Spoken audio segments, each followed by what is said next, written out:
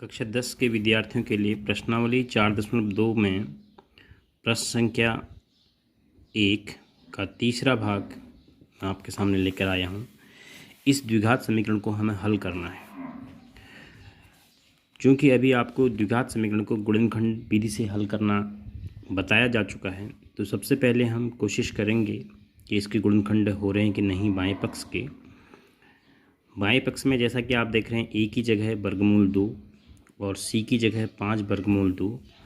और जब इनको आप गुणा करते हैं 5 वर्गमूल 2 और वर्गमूल 2 को, तो आपको मिलता है 5। इन दोनों को मिला के 2 हो गया, 5 दूनी 10। और चिन्ह भी धन आता है क्योंकि इसका भी चिन्ह धन है और इसका भी चिन्ह धन है। तो 10 के आपने ऐसे गुणनखंड करने हैं जिनका धन करके, मतलब जोड़ करके कितना आना चाहिए, 7। तो 10 के 2 गुणनखंड जिनका जोड़ के 7 आ जाए, 5 दूनी 10।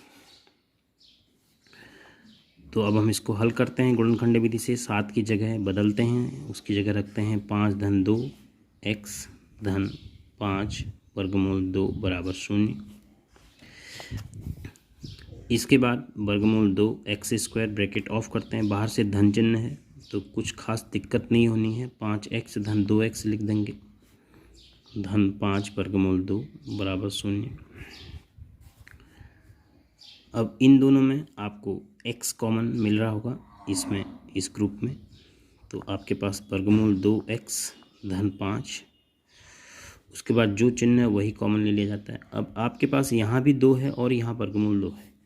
वर्गमूल 2 और 2 में से हमेशा वर्गमूल 2 को कॉमन लिया जा सकता है, क्योंकि जब आप 2 में वर्गमूल 2 का भाग देंगे, 2 में वर्गमूल 2 का भाग देंगे तो वर्गमूल 2 बार जाएगा। क्यों?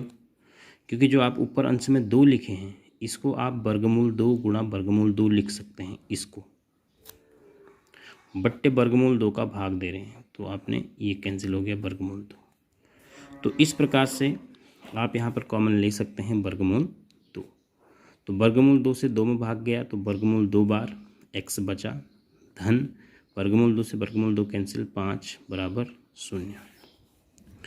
तो आपके पास 2 गुणनखंड आ गए, वर्गमूल 2x धन 5 ब्रैकेट में एक समान राशि, x धन वर्गमूल 2 ब्रैकेट के बाहर की राशि बराबर 0।